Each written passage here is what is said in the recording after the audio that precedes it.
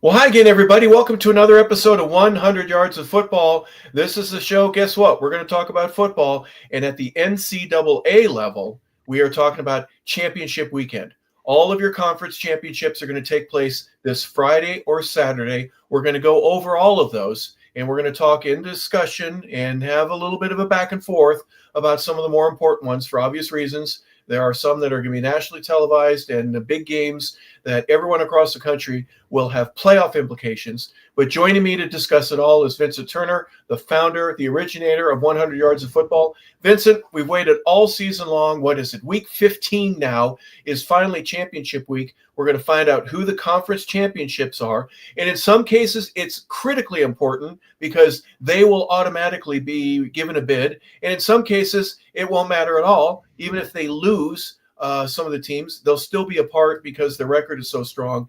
But for the smaller conferences, the Sun Belt, the MAC, for Conference USA, obviously there are important implications for recruiting, for status, for the bling that you get in being a conference champion, and just the fact that the players and the coaches can say, we won it all when we needed to.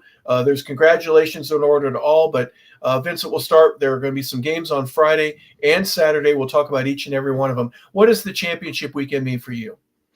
Well, to me personally, it means a long, hard season of hard work. All the young men putting in the work, and only one thing: the common goal. We have met our goal and getting to the championship game, and you finna get rewarded.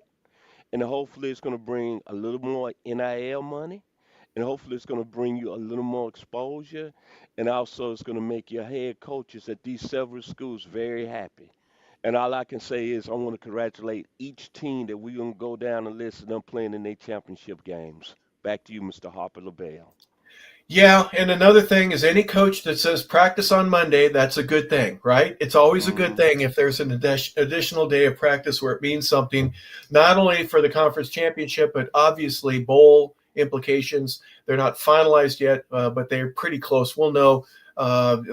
Years ago, there were 32 bowl games. There were so many that there was a couple of years where they were looking for extra teams. They just needed some, but it starts on Friday and that begins with a Sun Belt championship. The Troy Trojans, who are 8-4, on a very interesting Western schedule that they go against James Madison, who is 11-1. James Madison, in my opinion, has done a magnificent job of just in the last 4 or 5 years going from FCS to FBS and excelling at where they are. They're investing in the right place and they're playing for the championship. This game begins at 7 o'clock. It'll be on ESPN. Again, a Friday evening game. First and foremost, I'm familiar with the Sun Belt, so I don't need to say everything. I'm just asking between Troy, Alabama, when you've got just down the road, down 20, you'll be in Tuscaloosa. You've got Auburn. You've got Southern Alabama. You've got Tuskegee. You've got all kinds of different schools that are a part of that organization. For them to be playing for it against the Southern Miss team that they beat last week and leapfrogging past them, going against the James Madison Duke Club that has just shown for years they're very good at what they do, and they keep improving all the time. I want to say, first of all, congratulations to the Troy Trojans for making it to the championship game. Very, very good football team. What they ended up 8-4 this year. And Yeah. I didn't know this. They star wide receiver is Ra Thomas. What was he at last year? At the University of Georgia. Remember, he got suspended. I believe had to leave school. Had an outstanding season for Troy. And James Madison, even though the young man left and went to Indiana, I'm not going to call his name out. Got his team number 2 in the country in the Big Ten. Oh, that'd be Kurt Signetti. That would be Okay. the coach of the year last year, in case you didn't remember. Just Yeah, yeah, throwing yeah. that out there. Yes, sir. Yes, Absolutely sir. right. Yes, sir. I'm letting you handle it. But they coach Mr. Bob Chesley. He's taking the UCLA job after this game, right? I'm recollecting. Am I correct? Yeah, Okay. yeah. So you know they're gonna want to win that and send him off as I want to say with a good present when he take it out there to your part of the woods, Hollywood and L.A. They got an outstanding quarterback. What's his name? Is Alfonso Barnett that you seen play up close and personal. Yeah, yeah. Outstanding I can football play. player. Yep. So you got two teams, like I said before, Troy. They keep it going. You got James Madison, a very talented football team, and obviously I guess the most thing we're gonna look at is after James Madison, I'm picking to win the football game is who's gonna be the next coach at that great school that's already got some great history going. Yeah. When I was there probably 7 or 8 years ago for the first time when Georgia State played there, I was so impressed. They had just finished refurbishing their stadium and they probably put $30 million into it. It seats about 25,000. It's very comfortable. Um, it's noisy for being a smaller stadium. They built it upright in certain areas. Appalachian State has done something similar with that. Um, you're not going to get a whole lot more than 25,000. If you do, it's because they're playing Virginia Tech at home, or they're playing UVA or some other school that's close by that can bring a bunch of their home fans in. But I think they've dialed it up at the right level. They've invested in their kids in a way that it's a tremendous education. Nobody can deny that. There's not a bubblegum wrapper anywhere. It's a clean campus. It's unbelievable. The only problem that I saw is the dispersion. There's a huge highway, a 6-lane highway in each direction that separates one portion of the property from another, where the actual school is and where the athletic fields to play soccer or intramural sports or a couple of the buildings and a few of the dorms are away. You got to go under the bridge or over it to be able to get to the other part of campus. But everything else that they've done it's exemplary. It's first class all the way. And congratulations to both Troy and to James Madison. Again, that game begins at 7. The second game that we're going to look at, Conference USA champion here locally, Vincent, for you and I, Kennesaw State at 9-3 will represent their half, and Jacksonville State at 8-4. This game also at 7 o'clock. This will be on the CBS Sports Network, so not the same coverage, but congratulations to both of those schools. Kennesaw, again, they'll be on the road, even though they have a better record. There's a tiebreaker that they end up losing from a conference perspective. I'm gonna start with Jacksonville State, which is down in Jacksonville, Alabama, which is approximately about an hour from my house. Charles Kelly has done an outstanding job. Former assistant at Florida State, former assistant out there at Colorado, former assistant at Alabama. I didn't think he'd go down there and replace Rich Rodriguez and go 8-4. They got an excellent tailback. A lot of people haven't heard of a Cam Cook. Remember that name. He's one of the best unknown football players in the country at the running back position. Then, of course, Kennesaw State. Are we shocked based on the fact that a couple of years ago they just won one game, they had to fire the young man, Mr. Brian Bohanna, who built that program. But what about the head coach? Don't get mad this evening. He's out of the 901, the Oh Whitehaven High boy. School. Jerry Mack, baby.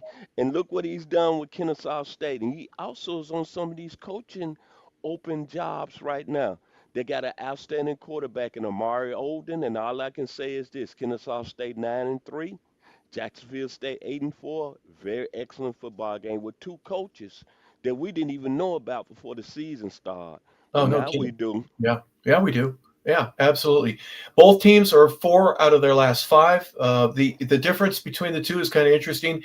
Kennesaw and Jacksonville State played about 3 weeks ago. Jacksonville State ends up winning that one 35-26. It was a road game for Kennesaw, but they've played Liberty. They beat them in double overtime. Missouri State, they beat New Mexico State, and then UTEP. Kennesaw has, in Western Kentucky, Florida International, UTEP, and Middle Tennessee were all victims for the Gamecocks for Jacksonville State. But again, 7 o'clock is the kick for this one. Obviously, all the chips are on the table for that one. Should be a great game. At 8 o'clock on ABC, this will be at Tulane, so down in New Orleans. The American Athletic Conference will feature the Mean Green from North Texas State. And they're not North Texas State anymore. They're North Texas Mean Green. And they're going against the Green Wave. And 10-2 against 11-1. North Texas 11-1.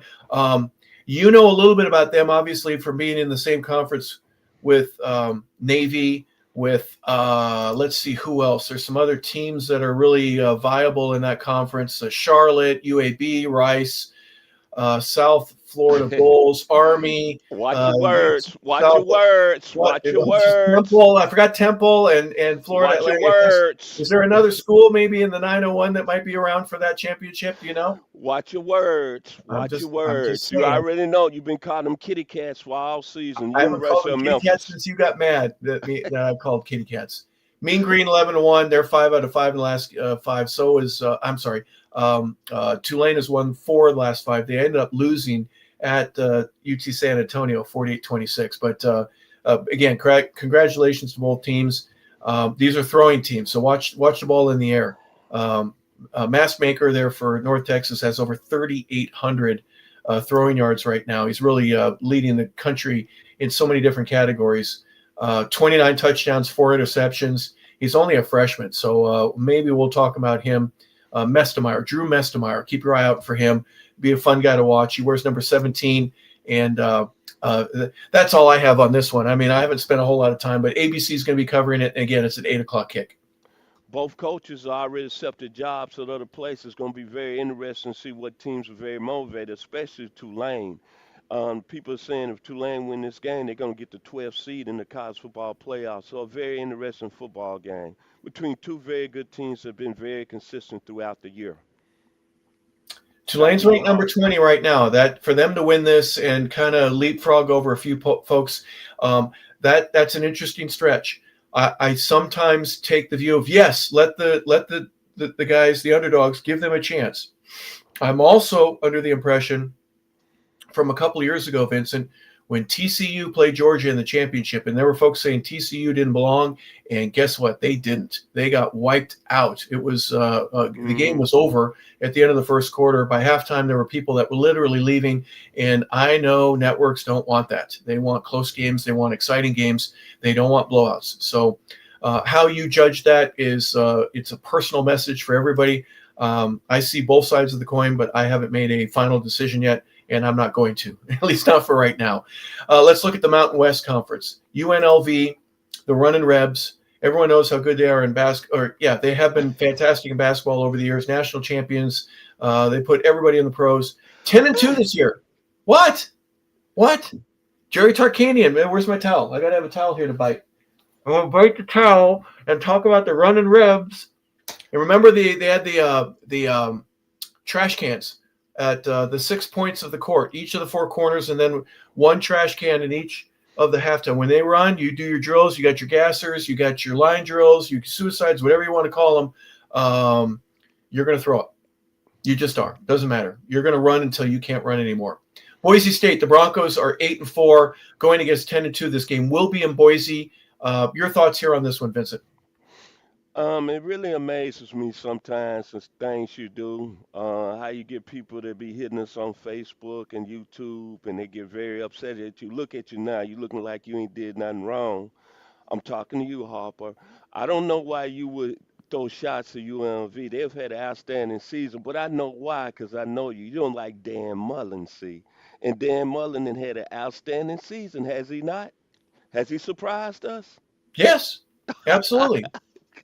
Okay, I'm gonna leave it with this. Boise State was a team at the beginning. Everybody was saying was a consensus to get to the college football playoffs and run the table. They struggled out of the box, but they kind of regrouped themselves in conference play, and they got there. Maddox Madison, their quarterback, has played real well over the last few weeks, and that's why they're in the championship game. But you know what? I'm going with ULV because Dan Mullen is coaching for another job. And I don't know what job he's coaching for, but don't be surprised he'll be back at a major program. He's done a hell of a job out there in Las Vegas. Back to you, Harp. Yeah, I think so. Anthony Colandrea, their quarterback, throwing for over 3,000 yards. He's got 22 touchdowns, only 8 interceptions. Thomas, their running back, is just shy. He'll get over 1,000 yards by the end of this game. He's got 12 touchdowns as well. They can score. That's pretty as simple as that. They can score like the Runnin' Rebs in basketball. I was just giving a compliment because that's what I know the UNLV for, except for the fact that I played against Randall Cunningham when I was in college, and he kicked one punt, and he wasn't the full-time punter, but on an emergency, and it went about 87 yards, if I'm not mistaken. He went about his own 3-yard line, and it ends up on our 5, so whatever the yardage is for that.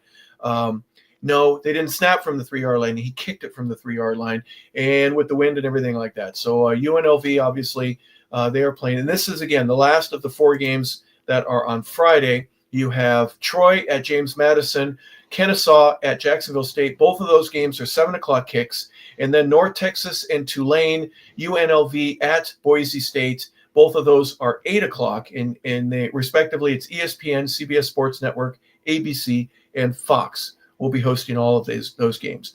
All right, now for the ones that everybody really is saying, okay, we're ready for these. BYU ranked number 11 in the country, and Texas Tech. That is a noon kick, and it'll be on ABC. So you got a bigger window to watch all these games. Nothing before noon Eastern. 11-1 BYU. That's a surprise to me. It really is. Texas Tech ranked number 4 in the country. They are 11-1. You got two teams with only one loss. They both played really well. Your thoughts, first and foremost, on this being the Big 12 championship? Well, they played previously this year, and Texas Tech dominated 29-7 win. Everybody was saying, hey, Texas Tech is one of them teams that's going to be very dangerous. I expect the Red Raiders to roll, guns up. Patrick Mahomes is getting back into the program now. He said something very nice about the program. Joey McGuire, who's a legendary high school football coach in Texas, said when he took over, he was going to take Texas Tech to this level never seen. And think about this. I don't know the gentleman that it really donated to the NIL fund. I don't know he's a billionaire in the oil in Texas, but I know this. They got Mr. David Bailey in the portal, first round NFL talent. They Mm-hmm. got probably the best defensive player in the country, Jacob Rodriguez, who a lot of people saying need a seat up there in New York. All I'm saying, this is a very good Texas Tech team, and I think they're going to roll in the Big 12. And I'm going to say this. If I'm anybody once the college football seedings come down on Sunday, I don't want to see guns up in Texas Tech. Back to you, Harper. Well, should be a good game. Identical records, both in the conference at 8-1 and then overall at 11-1. BYU, Texas Tech. That game again starts on Saturday the 6th at noon Eastern. Second game that we're going to look at, or at least Mid American Conference, is going to be Miami of Ohio and Western Michigan. This is another 12 o'clock kick. This one will be on ESPN. The Redhawks at 7-5 going against the Broncos from Western Michigan. They are 8-4. We don't see a whole lot, but man, these guys, they're the bigger, thicker linemen that didn't make it to the big dance, if you will, and get to play in the Big Ten. But most of the schools here in the conference, they just got Kent State, Buffalo, Akron, Central, hardworking areas of the country where families, it's blue collar, and these kids can play. They grow a little bit late, if you will, in terms of the maturity. They're not big enough or tall enough to be able to make it at Ohio State or Michigan, but they can play. So they'll play at Northern Illinois, or they'll go to Kent, and they may go to UMass or Ohio. But both of these schools, obviously, vying for the championship. Miami of Ohio has done pretty well. They're three of their last five, right? They beat Ball State, Buffalo, and Western Michigan. They beat Western a little earlier in the season in October, late in October, just before for Halloween. But they lost to Toledo and Ohio, and Western Michigan comes in. They've won four of their last five. Your thoughts, Vincent? You just laid it out. It's Yeah, one of them kind of did. It's one of them conferences that they don't get the, I want to say, the top level players to go to the Big Ten schools like you just mentioned, Ohio State, Minnesota, Michigan, but they get real tough football players. Miami, Ohio, I like their quarterback, Daquan Finn. Remember that name. I think he's going to be a key ingredient for Miami, Ohio, winning that conference championship game on Saturday against Western Michigan. Back to you, Hop. Well, we'll find out on Saturday at noon. Again, the kick is on ESPN, 12 o'clock, 7-5 versus 8-4. Next game. All right, this is one everybody's going to want to pay a little bit of attention to. The number 3 Georgia Bulldogs against the number 9 Alabama Crimson Tide. This is a 4 o'clock kick, Vincent. Georgia's 11-1. Bama's 10-2. ABC will be hosting this at 4 o'clock on Saturday, not a 3:30 kick, and this will be at the Mercedes-Benz Dome. Um, Vincent, I'm just going to say it. As much as I know that you like Georgia, and Gunnar Stockton has been your underrated guy all year long, and Frazier and everybody else, Branch, all these guys can play. I just haven't seen it, except for the national championship game where they had to go to Indianapolis. But anytime Alabama comes into the state of Georgia, they end up leaving with a victory. Is there any reason for me to suspect anything different in this particular meeting between Georgia and Alabama? I don't know why you would ask me that question when you know I lay all my marbles. I even gonna lay a little shekels on Georgia and winning it all. I think it's going to be different. I think Alabama's a different football team because they're coming in struggling. Ty Simpson hasn't played well over the last few weeks. They got some key injuries. They running back Jam Miller went down in the Auburn game, and I think Kirby is getting tired of hearing the Georgia faithful and him keep losing to Alabama. And it's something about this Georgia team that I think this game right here means a lot to the Bulldogs faithful. And I think even though Georgia struggled last week against Georgia Tech, make no mistake, I think Georgia's going to come away with a close football game. Now, since you already chose Alabama, see, so you gonna get off the chair tonight. I see right now you going with Alabama. Remember this: if Alabama lose this game, since you cheering for the Alabama faithful, you need to call them on Sunday and hope that they get in the college football playoffs at They'll be 10 out. and 3. They'll be Okay, out. I think okay, they'll be out if they lose, and that's one of the reasons I'm thinking that they're going to do everything they can to win and keep okay. their coach. Um, I, Prove me wrong. Am I? I'm on my Dave Cohen line is, am I wrong? Right? That's what Dave says all the time. When's the last time that Georgia beat Alabama in an important, significant game that the backers and everybody else is going to say this is an important game? When is the last time that Georgia has beaten Alabama in the state of Georgia? It's been a while. You know, They had to go to Indianapolis and win a national championship out there. you saying that real political. You know that, but see But just this what's prove me gonna be. wrong. But Prove this me what wrong. It's been such a while, and I don't know if there is something in between the ears of the Georgia players that I hope there isn't. I'm living in Georgia. I'd love for UGA to win. I don't know. I'm just saying, prove me wrong. If it were a rivalry, it'd be 1 versus 1, and we win and you win. You win two, then we win one, and then we win three and you win one. But it's been so lopsided, especially here in the state of Georgia. Alabama has owned this state, and they recruit well here because of that. They go, hey, your team can't beat us if you want to go to Georgia. You just can't. you on fire tonight, Harper LeBel. What you don't understand is a lot of Georgia fans gonna keep receipts. Please, if you're watching the show tonight, you Georgia faithful. I'm going with the dogs. Even though I'm from Tennessee. I like the Vols, but I pick y'all to win it all this year. You So did. Harper, to make a long story short, you saying a lot. You got a lot of big coconuts tonight, baby. You saying a lot, but I understand you had a great day. But you got to remember, it's a lot of Georgia fans watches this podcast, and they gonna keep receipts. Back to you, Mr. And LaBelle. the receipt would be, and if the Bulldogs win, I just said I'd love for them to win. I'm also saying that any Georgia fan that's out there, if you look me square in the eye and say Alabama has not dominated the University of Georgia over the last 4, 5, 6, 7 years, then we're going to have an issue because they have. Bama has. I want Georgia to win. They need to prove it. And proving it would be getting a win or scoring one more point than what Alabama does on Saturday. I'd love to see it. I don't know. I don't know. Yes, I hope sir. they do it, but if they don't, then don't be surprised. That's all I'm saying. All right. Yes, sir. Yes, sir. What do we got next? We got another game? Of course we do. We got the Big Ten Championship. Number one team in the country versus the number two team in the country. Someone's going to win this ball game. It's between Indiana and Ohio State. I think Ohio State, and you said all year, especially when we're talking about recruits and prospects and guys that are going to be going to the next level, Ohio State is full of them. They're loaded with talent from left and right. Kurt Signetti has not got the same amount of talent, but I think he's getting the most out of the talent that he has. That's indisputable. They're both 12-0. Goodness gracious, what a fight on the line here. I think the biggest difference is going to be this game is going to be in Columbus, and they're going to be playing at the Horseshoe versus them going to Bloomington and playing in Indiana's home stadium. That, to me, will be one of the key factors in this ball game.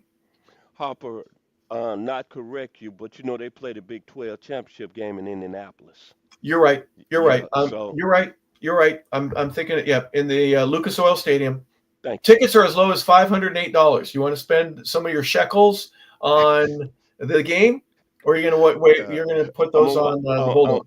I'm gonna watch it on TV. I'm gonna watch through the holidays. You're Like a I good said, man. I'm riding my money on the Georgia Bulldogs. But this football game, I call it the Heisman Trophy game. Fernando Mendoza, I think it's gonna be the big key of Indiana winning this football game. Julian Sand has played real well for Ohio State. Got over 3,000 yards passing year, 30 touchdowns. Which quarterback has a better game? I think was going to win the Heisman Trophy. But the most important thing I want to see in this football game is that you mentioned, as I've been saying, Ohio State got the best talent in the country. No question about it. NFL talent all the way through the roster. Kurt Sagetti. I want to see, he been talking how good Indiana is. They had a very big win over Oregon this past season on the road. Now I want to see where Indiana is because you playing the best of the best. The team that's been number one all year long. Back to you, Harp. Passing, Ohio State is 26th in the country. Rushing, they're 53rd in the country. Scoring, they're 13th. They average 37 points a game in college. It's so much different than in the pro game. But defensively, points against, they're number one in the country. And I think Indiana knows that, and they're probably staying very, very late in the offices. They're burning the midnight oil to try to figure out ways to be able to get the first down that they need on 3rd and 6. If they're able to figure that out, I think the Hoosiers definitely have a chance because they can score as well. Maybe not at the same level that Ohio State is scoring, but at least in my opinion, because Ohio State's defense is so stinking good, it just amazes me. And every year they play well. They get the monkey off their back against Michigan too. I think that was an important thing, Mm-hmm. even though they won the national championship. That's kind of like a thorn in their side. Let me give you Indiana's number real quick before we move on. Passing, they're 41st in the country. Rushing, they're 9th.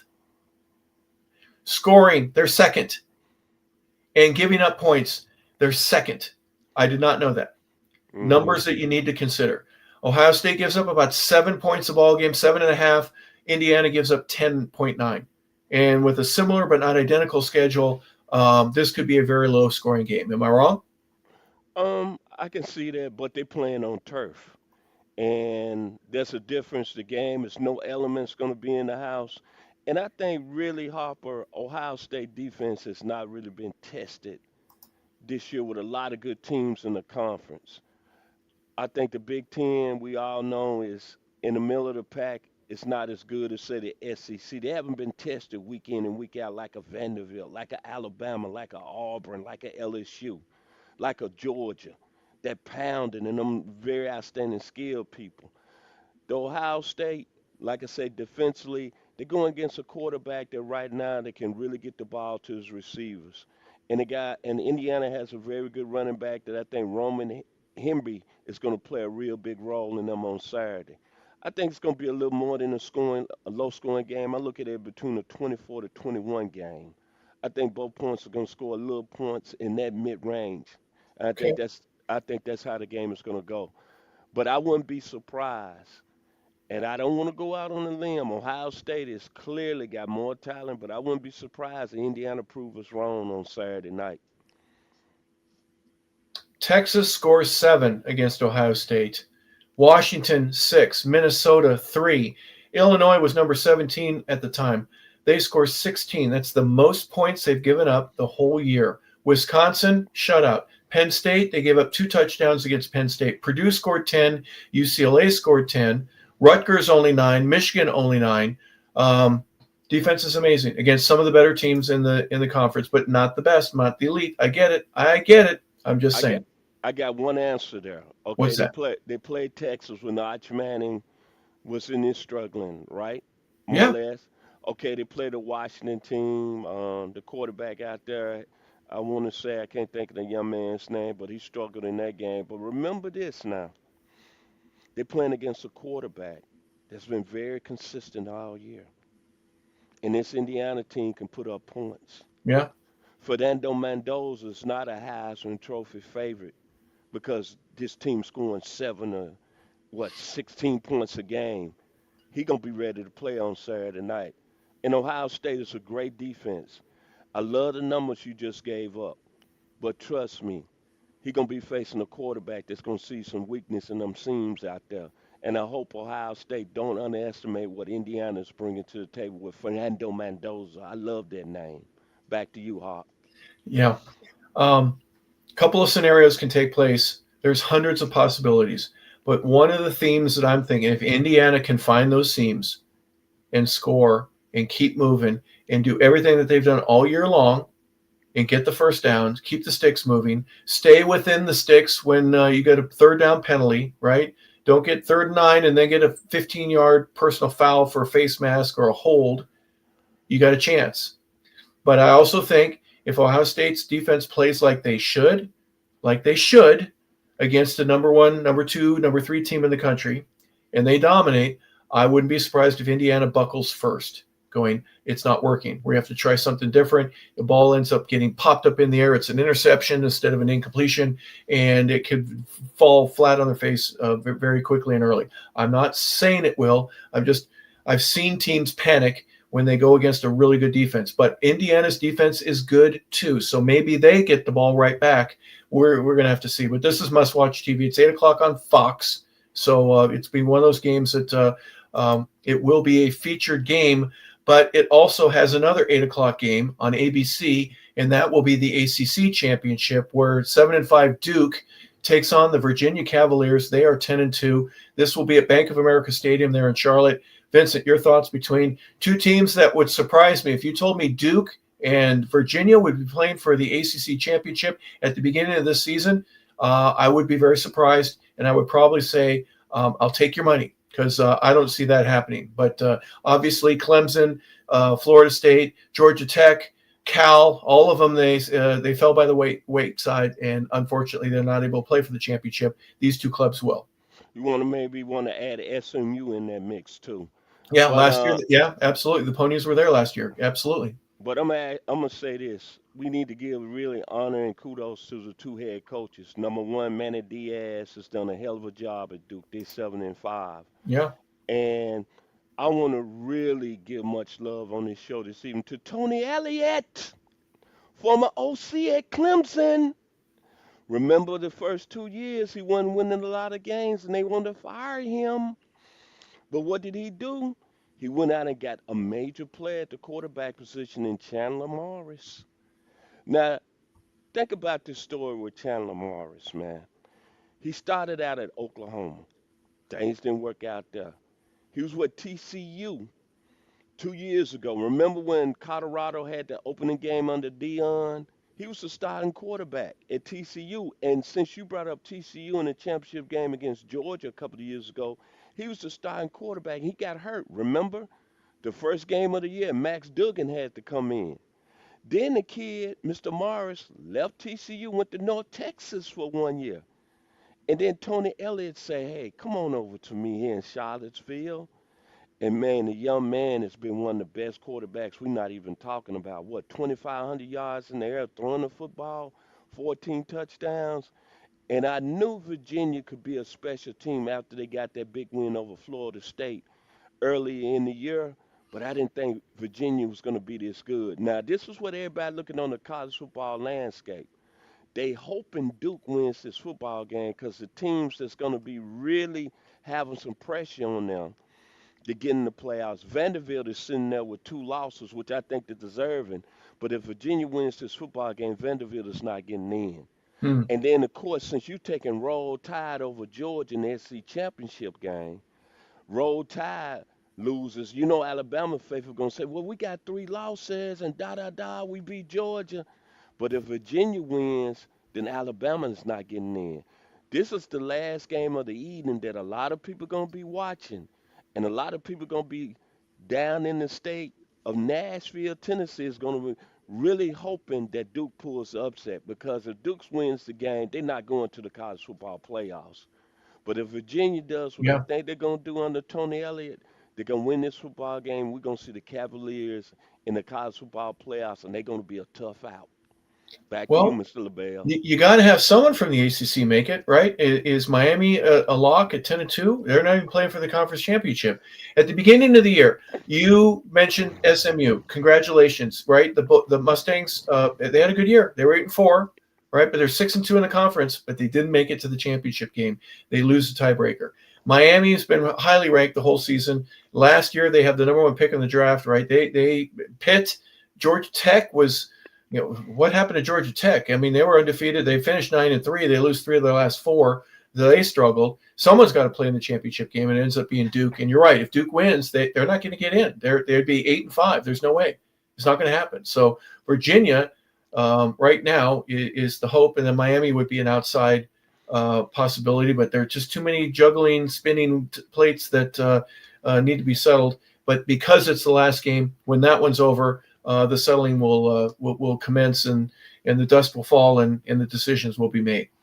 Vincent, is there anything else that we need to talk about other than the Sun Belt, the Conference USA, the American Athletic Conference, and the Mountain West Conference Championships will be on Friday. We went over the times for all of those. On Saturday, starting at noon, you've got the Big 12, the MAC, the SEC, the Big 10, and the ACC Championships. What a weekend for football.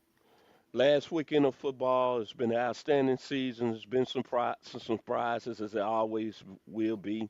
But I think the most important thing, I think everybody wants to get through this championship weekend and see which teams are going to be in the college football playoffs, and then we're going to go from there. It's going to be a great holiday season. And Yeah. hopefully, I want to say congratulations to all the 12 teams that make it because it's been a long, hard year. And my final words today here on probably our next to final shows here on our college football show, I don't get off the I don't get off the bucket. I'm a man of my word. I'm putting my shackles on the Georgia Bulldogs to win it all. Kirby Smart will win his third national championship this year with Gunnar Stockton as the quarterback. Back to you, Mr. LeBel. And in order for that to happen, they have to beat the Alabama Crimson Tide. And if that happens on Saturday, then we will rejoice with them. Remember, next week there's only one game, and that's Army-Navy. That'll be on Saturday, the 13th. And if you've never seen it, just spend a moment, especially during the big pregame show when the kids are marching, the cadets are both going to the stands, honor your country in one way, shape, or form, and just watch these kids. And they're amazing. So give thanks to that for just the college football traditions. Many are disappearing right before our very eyes. This one will not.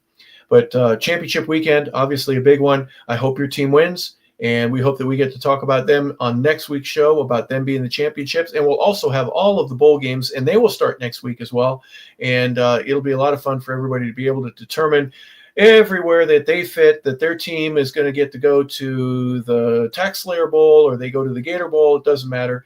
There are going to be some great games that we'll talk about on future shows. So for Vincent Turner, I'm Harper LeBel saying thank you for tuning in to 100 Yards of Football. We certainly appreciate this. It's been our college pregame show. Thank you for being